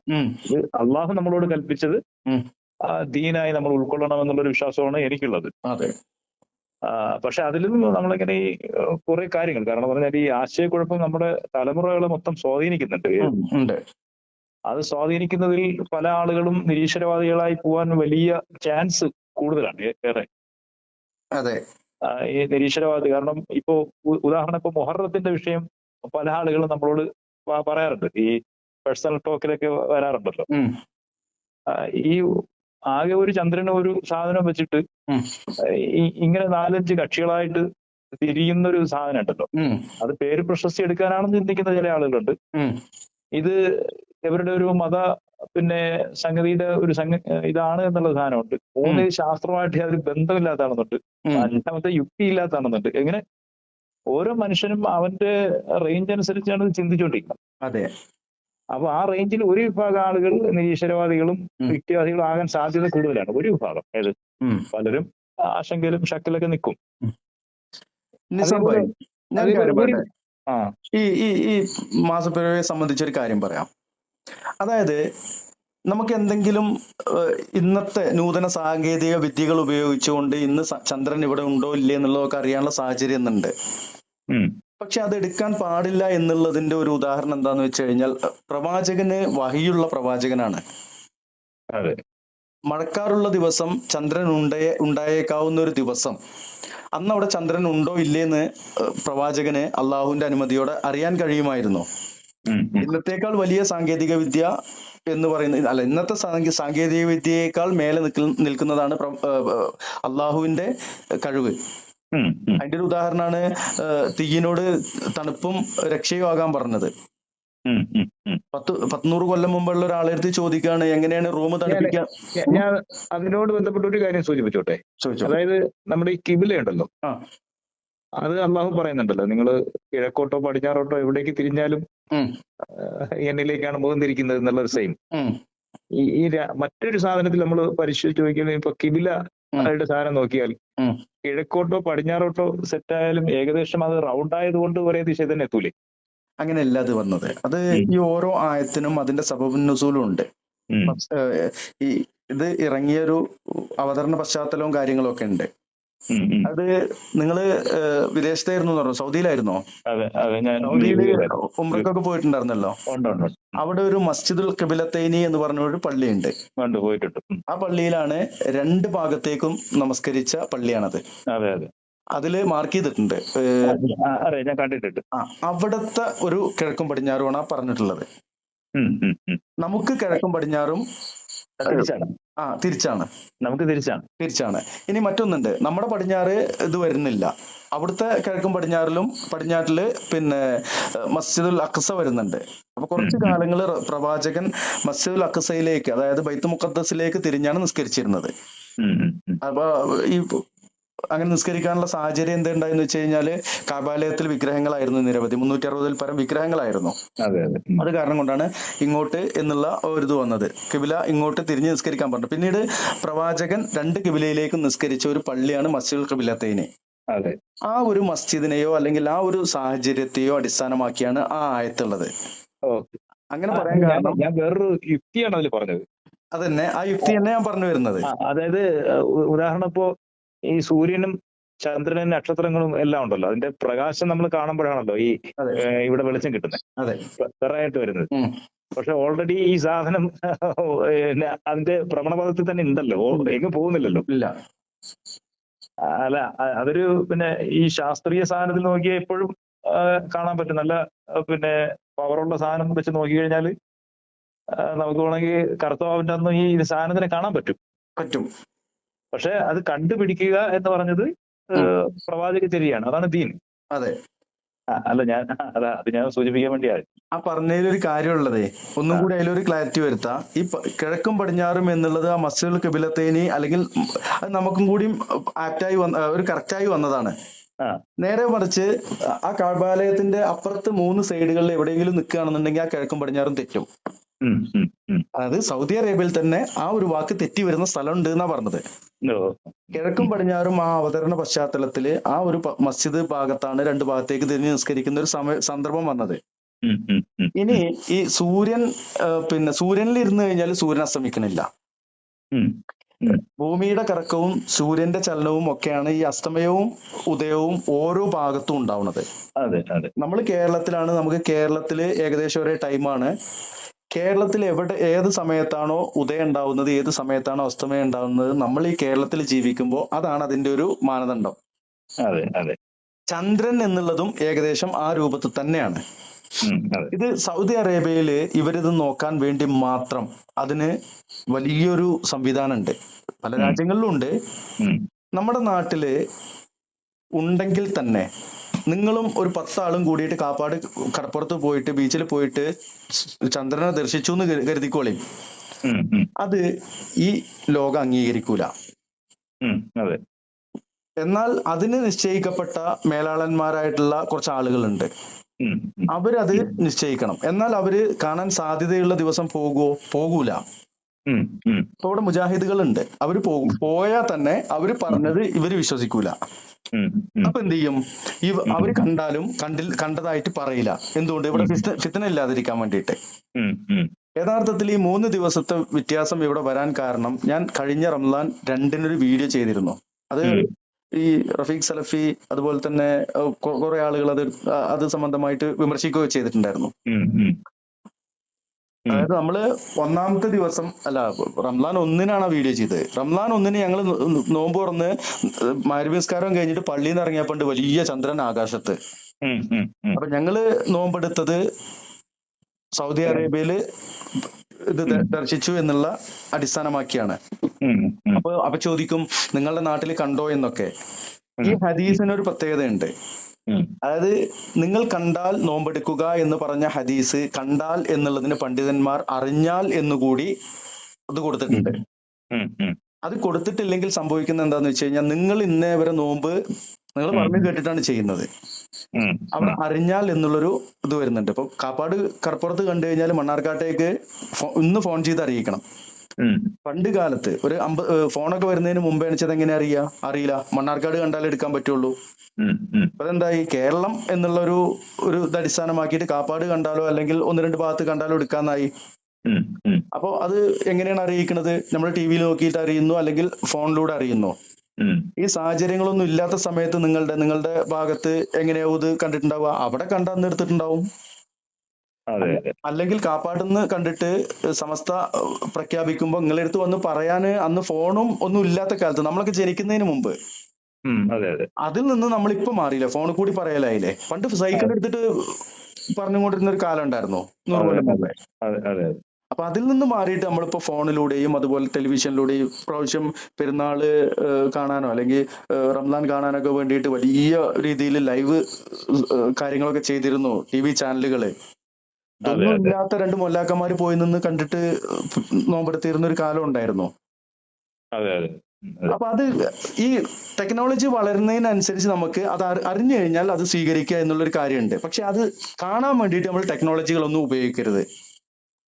നഗ്ന നേത്രങ്ങളായിരിക്കണം എന്നുള്ളതാ. അപ്പൊ നഗ്ന നേത്രം എന്ന് പറയുമ്പോൾ കണ്ണട വെച്ചാലും കാണാൻ പറ്റാത്തൊരവസ്ഥ വരും. എനിക്കിപ്പോ ഞാൻ കണ്ണട വെച്ചാൽ എനിക്ക് ലോങ് സൈറ്റും ഉള്ളൂ, ഷോർട്ട് സൈറ്റും ഉള്ളൂ. ഞാൻ കണ്ട അങ്ങനെയല്ല. നമുക്ക് ബൈനോക്കുലർ എന്നുള്ളത് ആ ഒരു അർത്ഥമല്ല പറയുന്നത്. നമ്മള് മറ്റു സാങ്കേതിക വിദ്യകള് അടിസ്ഥാനമാക്കി ഊഹിച്ച് ഇന്നത്തെ ദിവസം ഇപ്പൊ ചന്ദ്രഗ്രഹണം ഉണ്ടാവും അല്ലെങ്കിൽ സൂര്യഗ്രഹണം ഉണ്ടാവും എന്നൊക്കെ പറയണില്ലേ? അതേപോലെ ഇന്ന ദിവസം പിന്നെ ഇവിടെ ഇത് ഉദിക്കും എന്ന് പറയാൻ പാടില്ല എന്നുള്ളതാ. നമ്മളെ മണിക്ഫാലിനെ പോലെ ആവരുത് എന്നുള്ളതാണ്. അവര് ഒരു ദിവസം മുമ്പാണല്ലോ നോമ്പ് പെരുന്നാൾ. അങ്ങനെ നമുക്ക് കുറെ സുഹൃത്തുക്കളുണ്ട് ആ ടീമിൽ. അതൊക്കെ ഭിന്നിപ്പ് എന്തിനു വേണ്ടിയിട്ടാന്ന് വെച്ച് കഴിഞ്ഞാല്, ഓരോ സംഘങ്ങളായിട്ട് അതിന്റെ തലപ്പത്തിരുന്നു കൊണ്ട് ഈ വിഭാഗത്തെ ശക്തി ക്ഷയിപ്പിക്കാൻ വേണ്ടിയിട്ട് ആരുടെയൊക്കെയോ കയ്യിൽ നിന്ന് അച്ചാരം വാങ്ങി ഇറങ്ങിയ കുറെ ആളുകളുണ്ട് സാഹിബേ. ഇന്ന് സൗദി അറേബ്യയിൽ കണ്ടിട്ട് അമേരിക്കയിൽ എടുക്കുന്നു, ഇംഗ്ലണ്ടിൽ എടുക്കുന്നു, യൂറോപ്പിൽ എടുക്കുന്നു. ഇനി നിങ്ങൾക്ക് അതിനൊരു ഉദാഹരണം പറഞ്ഞുതരാം. അവിടെ ഈ തർക്കങ്ങളില്ലാത്ത എന്തുകൊണ്ടാണെന്നറിയോ? ഇന്ന് നമ്മൾ കേരളത്തിലും തമിഴ്നാട്ടിലും ഇന്ത്യ മഹാരാജ്യത്ത് കാണുന്ന പോലെ, അതേപോലെ സലാലയിൽ കാണുന്ന പോലെ മണ്ണും കൂരങ്ങളില്ല. യൂറോപ്പ് അമേരിക്കൻ രാഷ്ട്രങ്ങളിൽ ഇസ്ലാം വ്യാപിക്കുന്നുണ്ട്. ഏറ്റവും കൂടുതൽ ഇപ്പൊ UK-ലും ഫ്രാൻസിലും ഒക്കെ ഇസ്ലാം നല്ല വ്യാപനാണ്. നേരെ മറിച്ച് കേരളത്തിൽ നടക്കുന്നുണ്ടോ?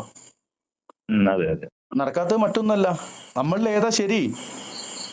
ഇവൻ പറയുന്നു അവൻ മുശ്രിക്കാണ്, മറ്റവൻ പറയുന്നു മറ്റവൻ വിധേയാണ്. ഇത് കണ്ടിട്ട് ആരെങ്കിലും ഇതിനെ പഠിക്കാൻ ശ്രമിക്കുവോ? ഇല്ല. എന്നാൽ ഈ അമേരിക്കൻ രാഷ്ട്രങ്ങളിലും യൂറോപ്യൻ കൺട്രീസിലും ഒക്കെ ഇതിങ്ങനെ വ്യാപിച്ചുകൊണ്ടിരിക്കുകയാണ്. അതിന്റെ കാരണം അവിടെ ഈ തർക്കങ്ങൾക്ക് വേണ്ടിയിട്ട്, തർക്കിക്കാൻ വേണ്ടിയിട്ട് ഈ മതസംഘടനകളില്ല. 1. 2, മനുഷ്യരെ മടുപ്പിക്കുന്ന, അള്ളാഹുവിൽ നിന്ന് അകറ്റുന്ന ഈ മയ്യത്ത് കൂനകളില്ല. ഖബർ വ്യവസായം, ജാറ വ്യവസായം, നേർച്ചാണ്ട് ഉറൂസുകളില്ല. അതുകൊണ്ട് തന്നെ അവിടെ ഇസ്ലാം വ്യാപനം നടന്നുകൊണ്ടിരിക്കുന്നുണ്ട്. ഉം, അപ്പൊ ഞാൻ ഇസ്ലാം വ്യാപിക്കണോ വ്യാപിക്കണ്ടേ അതൊക്കെ ദൈവ തീരുമാനമാണ്. ഈ ഉം, ഉം. പരിശുദ്ധ ഖുർആനും ഈ ദീനും ഖിയാമത്ത് നാൾ വരെ നിലനിർത്തും എന്നുള്ളത് ഞാൻ വിചാരിച്ചാലോ അല്ലെങ്കിൽ നമ്മളൊരു കൂട്ടം വിചാരിച്ചാലോ നിലനിർത്താനോ തകർക്കാനോ കഴിയില്ല. അത് മൻസൂർ ഭായി, ദൈവമാണ് അത് ചെയ്യുന്നത്. മൻസൂർ ഭായി, ഞാൻ ഇപ്പൊ നിങ്ങളെ വിളിച്ചതിന്റെ ആ പ്രധാനപ്പെട്ട സാധനം എന്താ അറിയോ? ആ നമ്മൾ കുറെ നാളായിട്ട് നിരാശയിലാണ് സത്യം പറഞ്ഞാൽ. എന്ത് പറ്റി? നിരാശ എന്ന് പറഞ്ഞാല് ഉം ഇപ്പൊ ഞാന് ഉദ്ദേശിക്കുന്നത്, ഇപ്പൊ ഞാൻ മരിച്ചു പോയാലേ ഉം എന്റെ മയ്യത്ത് നമസ്കരിക്കാൻ ഒരു 40 ആള്, അങ്ങനെയാണല്ലോ നമ്മൾ ഉസ്താദന്മാരൊക്കെ പറയുന്നത്, 40 ആള് ഉം വേണമെന്നല്ലോ. ഉം മുവഹിദായ ഒരു 40 ആളുകൾ എന്റെ നാട്ടിൽ കിട്ടൂല എന്നുള്ളൊരു വിഷമമാണുള്ളത്. ഉം അപ്പോ പിന്നെ മാത്രമല്ല, ഇങ്ങനെ ഒരു ചിന്താഗതിയായിട്ട് ഞാൻ മാത്രം ഒറ്റപ്പെട്ടു പോകുന്നുണ്ടോ എന്നുള്ളൊരു ഭാഗമുണ്ട്, ഉം മനസ്സിലായില്ലേ? ഉം ഇപ്പൊ ഞാൻ പിന്നെ എന്റെ ബന്ധങ്ങൾ എന്ന് പറഞ്ഞാല് നമുക്ക് നിർണായകമായ പിന്നെ തീരുമാനം എടുക്കാൻ പറ്റിയ, ഉം പിന്നെ എന്റെ കുടുംബത്തിൽ ഉം എനിക്കൊരു വീടേ ഉള്ളൂ. ഉം ഉം അവിടെ ഞങ്ങളുടെ പിന്നെ ആരെങ്കിലും മരണപ്പെട്ട് കഴിഞ്ഞാൽ കബറടക്കും, മയ്യത്ത് നിസ്കരിക്കും, ഉം കബറടക്കും. ഉം ഉം. ഉം അത് കഴിഞ്ഞാൽ അവർക്ക് വേണ്ടിയൊക്കെ നമ്മൾ ദുആ ചെയ്യും. ഉം അതിനപ്പുറത്ത് ഈ 3, 4, 11, 21 ഉം പിന്നെ ചോറ്, ബിരിയാണി, ഈ സാധനം ഒന്നുമില്ല. ഉം ഉം. ഉം പിന്നെ നമ്മുടെ ഇപ്പോ പിന്നെ ഒരു വീട് ഉം സാധനമൊക്കെ ചെയ്താലും, വീട് ചെയ്ത് നമ്മള് പിന്നെ ഓപ്പണിംഗ് ആയി കയറുന്ന സമയത്തൊക്കെ കൂട്ടുകാരോടൊക്കെ പറയും. ഉം പക്ഷെ അതിനുവേണ്ടി എന്തില്ല, ഒരു നേർച്ചാതി, ഒരു പിന്നെ സംഗതികളൊന്നുമില്ല, അങ്ങനെയുള്ള സാധനമൊന്നുമില്ല. ഓ ഏഹ് ഓക്കെ ഓക്കെ അപ്പൊ അങ്ങനെ എന്ന് പറഞ്ഞാല്, അപ്പൊ ഉം ഈ ഒരു സംഗതിയിലാണ് നമ്മൾ ഉള്ളത്. പക്ഷേ അവിടെ ഒരു സംഗതി എന്ന് പറഞ്ഞാൽ, നമ്മുടെ നാട്ടില് ആരാണ് ഏഹ് ഉം നമ്മുടെ മരണപ്പെട്ട് കഴിഞ്ഞാൽ നമുക്ക് വേണ്ടി ദുആ ചെയ്താൽ അള്ളാഹു സ്വീകരിക്കുന്നത് എന്നുള്ളൊരു വലിയ ആശങ്ക ഏതിലുണ്ട്. ഉം ഉം ഉം ഉം ഈ കാലഘട്ടം ഓരോ ദിവസം കഴിയുന്തോറും അത് കൂടി വരുന്നുണ്ട്. കാരണം നമ്മൾ എപ്പോഴാണ് എന്നുള്ളൊരു പ്രശ്നത്തിലേക്ക് പോകുന്നുണ്ടല്ലോ. നമ്മുടെ പ്രായമൊക്കെ കൂടുകയാണല്ലോ. ഉം. ഓക്കെ ഇത് ഞാൻ പലരുമായിട്ട് പങ്കുവയ്ക്കാറുണ്ട്. ഉം അപ്പൊ അപ്പൊ ഞാനിങ്ങനെ ചിന്തിക്കും, ആരാ കിട്ടുക? ഉം ഏഹ് ഉം ഇപ്പൊ ഈ മലേഷ്യയില് നമ്മള് പിന്നെ ബാക്കിയാത്ത് സോലിയാത്തിൽ ഇപ്പൊ കഴിഞ്ഞ ദിവസം ഒരു ഉസ്താദ് ഹസ്രത്ത് മരണപ്പെട്ടപ്പോ വലിയൊരു വെല്ലൂര് ഉം ഏകദേശം 62,000-ലധികം ആളുകൾ മയ്യത്ത് നമസ്കരിച്ചു എന്ന് പറഞ്ഞിട്ട് ഉം ഒരു സുഹൃത്തിനോട് പെട്ടെന്ന് സംസാരിക്കുകയായിരുന്നു. ഉം അപ്പൊ ഞാന് അദ്ദേഹത്തോട് പറഞ്ഞു, 62,000 ആളുകൾ നിസ്കരിച്ചു, അതില് 40 ആളുകളെങ്കിലും മുവഹിദായിരിക്കുമോ എന്നൊരു ആശങ്കയാണ് എനിക്കുള്ളത് എന്ന് ഞാൻ യെസ് പറഞ്ഞത്. അപ്പോ അദ്ദേഹം എന്നെ തുറച്ചു നോക്കി. കാരണം മൊത്തം പണ്ഡിതന്മാരാണ്, തൂവെള്ള വസ്ത്രധാരികളാണ് എന്നൊക്കെയുള്ള സാധനമാണ് പറഞ്ഞത്. ആ അപ്പൊ പക്ഷെ എനിക്കൊന്ന് തമിഴ്നാട്ടിൽ കുറെയൊക്കെ അങ്ങനെയൊക്കെ ചിന്തിക്കുന്ന ആളുകളുണ്ടാവും. പക്ഷെ എന്നാലും ഉം ഞാൻ പറഞ്ഞ ഈ ഒരു ആശങ്ക സത്യം പറഞ്ഞാല് നമ്മളെ ജീവിതത്തിലുണ്ട്. ഏതില്? ഉം. ഓക്കെ അപ്പോ പിന്നെ ഈ ഒരു പ്രസംഗങ്ങൾ ഈ സാധനത്തിൽ വരുന്ന, ഈ യൂട്യൂബ് സാധനത്തിലൊക്കെ വരുന്നത് ഉം ഒരു ചിന്തിച്ചു നോക്കുമ്പോൾ ഉം നമുക്ക് ഇസ്ലാമാണ്, മുസ്ലിമാണ് എന്ന് പറയുന്നതിൽ അഭിമാനമേ ഉള്ളൂ. ഏത്? ഉം ഇപ്പൊ ഞാന് പലപ്പോഴും എന്നോട് സംസാരിക്കുന്ന ആളുകളോട് ഞാനൊരു വേദിയിൽ ഇങ്ങനെ പരിചയപ്പെടുത്തിയപ്പോ തന്നെ ഞാൻ പറഞ്ഞു, ഞാൻ മുസ്ലിമാണ്, എന്റെ മതം ഇസ്ലാമാണ്, ഞാൻ മുസ്ലിമാണ്. ഉം അപ്പൊ എന്നോട് അവര് പറഞ്ഞു, നിനക്കെന്തോ പ്രശ്നം ഉണ്ടെന്നാണ് പറഞ്ഞത്. ഓക്കെ കാരണം നിനക്കെന്തോ പ്രശ്നമുണ്ട്, നീ ഇസ്ലാമാണ്, മുസ്ലിമാണെന്ന് പറഞ്ഞാൽ ഉം നീ ഏതോ കുഴപ്പക്കാരനാണ്. ഉം ഒന്നുകിൽ നീ സുന്നിയാണെന്ന് പറയണം, അല്ലെങ്കിൽ മുജാഹിദാണെന്ന് പറയണം, ഉം ഉം ഉം അല്ലെങ്കിൽ നീ തബ്ലീഗാണെന്ന് പറയണം. ഉം ഇതല്ലാതെ ഒരു സാധനം പറഞ്ഞു ഇസ്ലാമാണ് എന്ന് പറഞ്ഞാൽ അതിൽ എന്തോ അപകടം ഉണ്ടെന്നാ പറഞ്ഞത്. ഉം അപകടം അവനിക്കുള്ളത്. അല്ല, ഞാൻ പറഞ്ഞത് നമ്മുടെ ഈ പിന്നെ സ്വതവേ സുന്നികളുടെ ഒരു സമൂഹത്തില്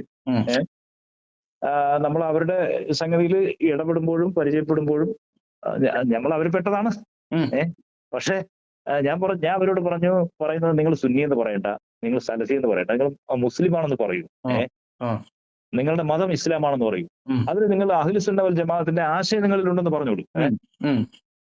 അപ്പൊ ഇത് പറയുമ്പോഴൊക്കെ അവര് തർക്കത്തോടും വളരെ സംഗതിയോടുമാണ് പറയുന്നത്. നീ ഒന്നുകിൽ മുജാഹിദാണെന്ന് പറയണം, അല്ലെങ്കിൽ സുന്നിയാണെന്ന് പറയണം, അല്ലെങ്കിൽ തബ്ലീഗാണെന്ന് പറയണം, അല്ലെങ്കിൽ നിന്റെ ആശയം ഏതാണെന്ന് പറയണം. എന്തോ ഒരു കുഴപ്പമുണ്ടെന്നാ പറഞ്ഞത്. അപ്പൊ അങ്ങനെയൊക്കെയുള്ള ഒരു സാധനം ഉണ്ട്. അപ്പൊ ഇൻഷാ അല്ലാഹ് നിങ്ങളോട്ട് സംസാരിച്ചപ്പോൾ കുറച്ച് സംഗതി ഉണ്ട്. അൽഹംദുലില്ലാഹ്. നിസാം ഭായ്, നമ്മളിപ്പോ സംസാരിച്ചതിൽ നിന്ന് നല്ല ഭാഗങ്ങൾ എടുത്തുകൊണ്ട് യൂട്യൂബിൽ ചെയ്യാൻ നിങ്ങൾക്ക് അനുവാദം ഉണ്ടോ? നിങ്ങൾ അനുവാദം നോ തരുമോ? പ്രോബ്ലം, അങ്ങനെ ഓക്കെ ഒരു പ്രശ്നമില്ല. ഓക്കെ. എന്നാൽ ഇതിനു കൂടി ഇത് ചിലപ്പോൾ കുറെ ആളുകൾക്ക് ഉപകാരപ്പെടുന്ന ഇതായിരിക്കും. എന്റെ പരിമിതമായ ചെറിയ അറിവിൽ നിന്ന്, അറിവ് എന്ന് പറയാൻ പറ്റില്ല, എനിക്ക് അറിയുന്ന കാര്യങ്ങൾ ഞാൻ പറയട്ടെ. ഉം, നിങ്ങൾ മരണപ്പെട്ടാൽ അതിനെക്കുറിച്ച് ഓർത്ത് നിങ്ങൾ ഭയപ്പെടേണ്ടതില്ല. ഉം, ഒന്നാമത്തെ ഉം, കാര്യം അതാണ്. ഉം, നിങ്ങളുടെ മയ്യത്ത് നിസ്കാരം, ഞാനും ഉണ്ടല്ലോ അവിടെ, എന്റെ മയ്യത്ത് നിസ്കാരം ഉം, ഇപ്പോ പിന്നെ ഒരു വീഡിയോയില് ഒരു തങ്ങള്, അതായത് ഖലീൽ ബുഖാരി തങ്ങൾ ഇങ്ങനെ ബദരീങ്ങള് എന്റെ മയ്യത്ത് നിസ്കരിക്കാൻ ആരുമില്ല എന്നൊക്കെ പറഞ്ഞിട്ട് കരയുന്നുണ്ട്. എന്റെ ഉം, മയ്യത്ത് ഉം, നിസ്കരിക്കാൻ ആരുമില്ലോ എന്ന് പറഞ്ഞിട്ട് നമ്മൾ കരയണ്ട. ഉം, ഉം, നമ്മുടെ മയ്യത്ത് നിസ്കരിക്കേണ്ട ബാധ്യത ആ നാട്ടിലുള്ള ആളുകൾക്കാണ്, ഉം, വിശ്വാസികൾക്കാണ്. ഉം, ഉം, നിങ്ങളുടെ മയ്യത്തിന് എത്ര ആള് കൂടണം എന്നുള്ളത് അത് നിങ്ങളുടെ പ്രവർത്തനത്തിന്റെ ഭാഗമായി, നിങ്ങൾ അള്ളാഹുവോട് അടുക്കുന്നതിന്റെ ഭാഗമായിട്ടാണ് അത് വരുന്നത്. ഉം, ഉം, 62,000 ആളുകൾ അവിടെ നിസ്കരിച്ചു വലിയൊരു ബാക്കിയാത്തു സ്വാലിയാത്തിൽ എന്ന് പറഞ്ഞു. ഉം, 5 കാര്യങ്ങളാണ് ഇസ്ലാം. അതിൽ 4 കാര്യങ്ങളും വളരെ വ്യക്തമായിക്കൊണ്ട്, ക്ലിയർ ആയിക്കൊണ്ട്, അതിന് പുറമെ അവർ പുതിയതായിട്ട് ഗവേഷണം ചെയ്ത് കണ്ടെത്തിയ കുറെ കാര്യങ്ങൾ അവർ ചെയ്യുന്നുണ്ട്. ഉം, ഉം, ലാ ഇലാഹ ഇല്ലല്ലാഹ് മുഹമ്മദ് റസൂലുള്ള എന്നുള്ള ഷഹാദത്ത് കലിമയിൽ ഖിയാനത്ത്, അതായത് വഞ്ചന കാണിച്ചിട്ടാണ് അത് ചെയ്തുകൊണ്ടിരിക്കുന്നത്. ഉം, ഉം, നിസ്കാരത്തിന് 14 ഫർളാ ഉള്ളത്. ഉം, അതുപോലെ തന്നെ നോമ്പിന് 2 ഫർളാ ഉള്ളത്. ഉം, ഇതിൽ ഏത് നഷ്ടപ്പെട്ടാലും ആ ഇബാദത്ത് നഷ്ടപ്പെടുകയാണ്. ഉം, അതേപോലെ തന്നെ ഈ പറയപ്പെട്ട ഷഹാദത്ത് കലിമക്കും 2 ഫർളുണ്ട്.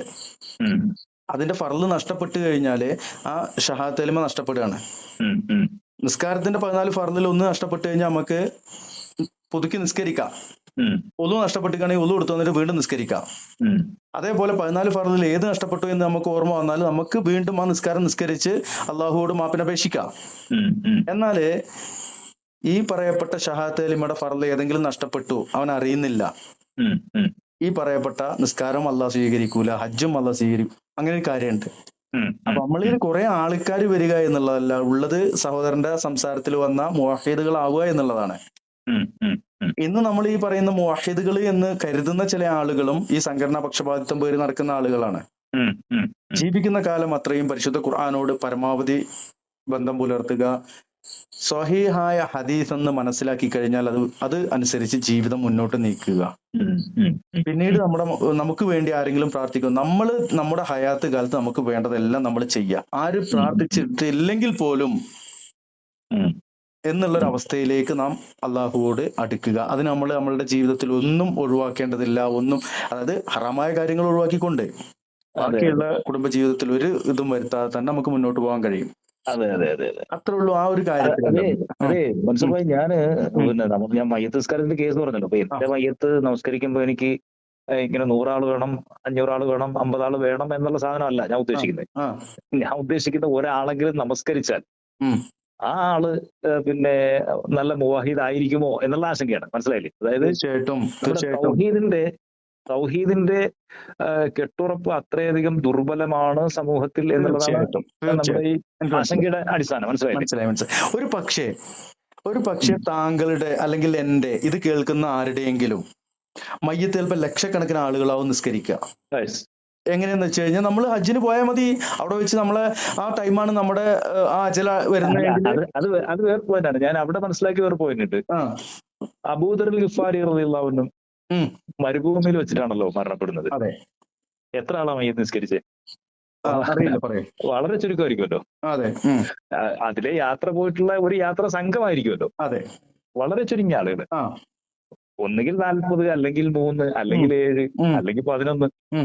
അങ്ങനെ ഒരു ചെറിയ സഹാബത്തിന്റെ യാത്രകളിൽ അവര് പിന്നെ ലോകത്തിന്റെ നാനാ ദിക്കുകളിലേക്കും തിരിഞ്ഞു പോയിട്ടുണ്ട്. അവരുടെ മയ്യത്ത് എവിടെ നിസ്കരിച്ചു, ആര് നിസ്കരിച്ചു, എത്ര നിസ്കരിച്ചു എന്നുള്ളത് എനിക്ക് തോന്നുന്നു ഈ മുസ്ലിം ഉമ്മത്ത് കൃത്യമായിട്ട് മനസ്സിലാക്കേണ്ട ഒരു കേസാണ്. അതെ. പക്ഷേ ഇന്ന് ഈ ഒരു പ്രതാപത്തിന്റെ കേസാണ് ഇത്. എന്റെ വാപ്പ മരിച്ചപ്പോ 4 മിനിസ്റ്റർമാരുടെ കാറുണ്ടായിരുന്നു, ഒരു സിനിമാ നടൻ വന്നിട്ടുണ്ടായിരുന്നു, പ്രശസ്തരായ ഇന്ന ആളുകൾ വന്നിട്ടുണ്ടായിരുന്നു. അവർക്ക് അഭിനന്ദനം ഫേസ്ബുക്കിൽ എഴുതുന്ന ഒരു കാലമാണ് ഇത്.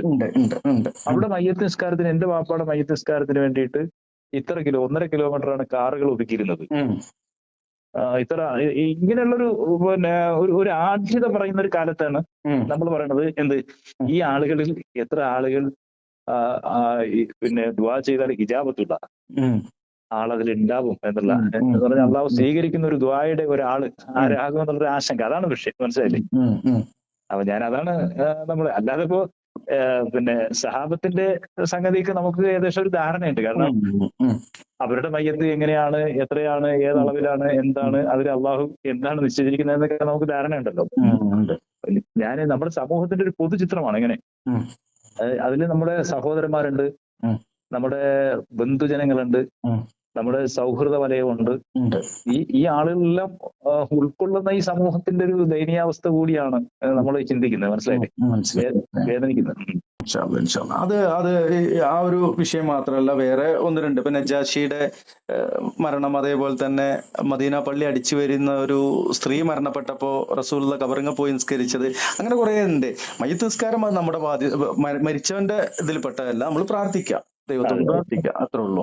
നല്ലത് ചെയ്യാ, നന്മ ചെയ്യാ, നന്മ പ്രവർത്തിക്കുക, ആ ഒരു അടിസ്ഥാനത്തിൽ ജീവിക്കാം ഇൻഷാ അല്ലാഹ്. പിന്നെ ഈ തവസ്സുൽ ഇസ്തിഗാസ എന്ന് പറഞ്ഞിട്ട് ഈ പിന്നെ രൂപഭാവത്തിലോ അല്ലെങ്കിൽ ഈ ചില ആളുകൾ ഈ ഭൂരിപക്ഷത്തിലൊക്കെയാണ് ഇത് മനസ്സിലാക്കുന്നത്. അതിന്റെ ആശയക്കുഴപ്പം ഞാൻ പറയാം. അതായത് തവസ്സുൽ ഇസ്തിഗാസ എന്ന് പറയുന്ന ഒരു സാധനം, അല്ല അങ്ങനെ പറയുന്ന ഒരു സംഗതി, അത് അനുവദനീയമാണ്. പക്ഷെ ആ അനുവദനീയമായതിൽ മായം ചേർക്കപ്പെടുന്നതിനെയാണ് പിന്നീട് പ്രൊജക്ട് ചെയ്യപ്പെടുന്നത്. തവസ്സുൽ ഇസ്തിഗാസ എന്നുള്ള അനുവദനീയം എന്നുള്ളത് മരിച്ച ആളുകളെ അടുത്ത് നടത്താനുള്ള, അതാ ഞാൻ പറഞ്ഞത്. തവസ്സുൽ ഇസ്തിഗാസ എന്നുള്ള ഒരു സ്റ്റോൺ ഉണ്ടല്ലോ, ഒരു തൂണുണ്ടല്ലോ, ആയിട്ട് അത് അവര് ആ ഒരു രൂപത്തിൽ കൊട്ടിമാറ്റിയിട്ട് ഇതിലേക്ക് കൊണ്ടുവരാണ്. അതിനെ മായം ചേർത്തുകൊണ്ട് വേറൊരു തരത്തിലേക്ക് മാറ്റുന്നു. ഇതാണ് അതിന്റെ സംഗതി. അപ്പൊ പിന്നെ അല്ല, അതാണ് നമ്മുടെ കൂടുതൽ പിന്നെ എല്ലാ ആലിമീങ്ങളും പ്രൊജക്ട് ചെയ്ത് പറയുന്നത്. ആലിമീങ്ങൾ ആ വിഷയത്തിൽ അവർ ആലിമാണ്. ആലിമെന്ന് പറയാൻ കഴിയില്ല. കാരണം ഉലമാക്കള് എന്നുള്ളത് ഇവിടെ ദായിമാര്, ഇവിടെ പ്രഭാഷകര് എന്നൊക്കെ പറയാം. അങ്ങനെ ആയിക്കോട്ടെ. നിസാമുദ്ദീൻ ബൈപ്പോടെ പിന്നെ സമസ്ത വിഭാഗമല്ല, ഇപ്പോ മറ്റുള്ള പിന്നെ മുജാഹിദ് വിഭാഗം ഉണ്ടല്ലോ, അതിലുള്ള ആളുകളെ ഞാനിപ്പോ ആലിം എന്ന് പറയണമെന്നുണ്ടെങ്കിൽ ആ ഒരു, ഇപ്പോ ചില സ്കോളർമാര് നമ്മള് ഈ ഇപ്പൊ ജീവിച്ചിരിക്കുന്ന ഫൗസാൻ ബിൻ ഫൗസാൻ സൗദിയിലുണ്ട്, അതേപോലെ അലി ഷെയ്ഖ് പോലെയുള്ള അവരുടെ ആ ഒരു ശ്രേണി, അതാണ് ആലിമ് എന്നുള്ളത് കൊണ്ട് നമ്മൾ ഉദ്ദേശിക്കുന്നത്. മറ്റേതൊക്കെ ഒരു പ്രാസംഗികര്, പ്രഭാഷകര്, ദായിമാര് എന്നുള്ള തന്നെ നമുക്ക് കാണാൻ കഴിയുള്ളൂ. അല്ല, ഞാൻ തർക്കമൊന്നുമില്ല, ഞാൻ സൂചിപ്പിച്ചു മാത്രം. അപ്പോ ഇൻഷാ അല്ലാഹ് എന്തായാലും അല്ലാഹു ഖൈറാക്കട്ടെ. ആമീൻ.